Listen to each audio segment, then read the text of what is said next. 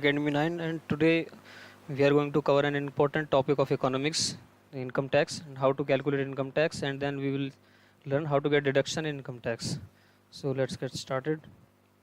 So first we need to understand the taxation structure in India. The taxes in India can be classified into two parts.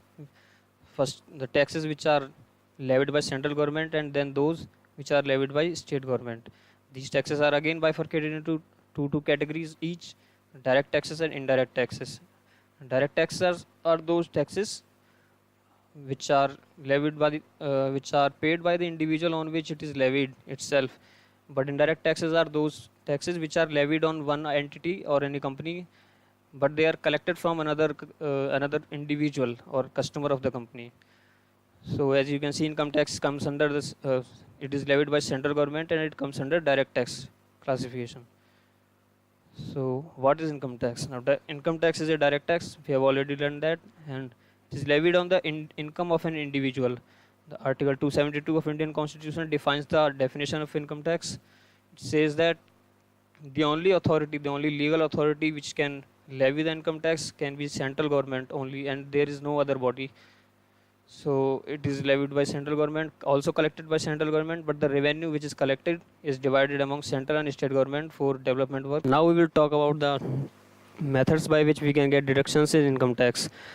List 80C of the Income Tax Act of Indian Constitution deals with the definitions with the investments which can save income tax. The list includes EPF, PPF, bank FDs up to 5 years, and the premium of life insurance policy, the investments in various schemes by government like Kisan Vikas Patra or NSC, and home loans if you pay the premium on education loan, etc., and several others which you can read from now the list.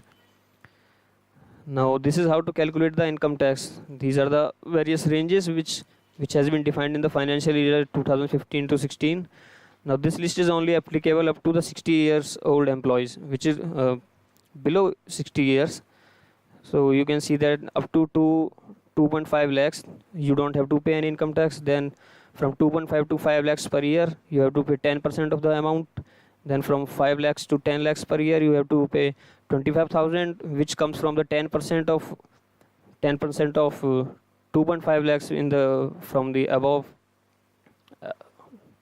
and plus 20% of the amount which is more than 5 lakh up to the limit of 10 lakhs. Then if your income is more than 10 lakh per year, then 1,25,000 plus 30% of the amount which is more than 10 lakh. Now for senior citizens, which means the employees which are from age 60 to 80 year old, then the non-taxable income has been ranged up to 3 lakh per year. Up to 3 lakh you don't have to pay any tax. Then from 3 lakh to 5 lakh per year you have to pay 10% of the amount. Then from 5 lakh to 10 lakh you have to pay 20,000 plus 20% of the amount.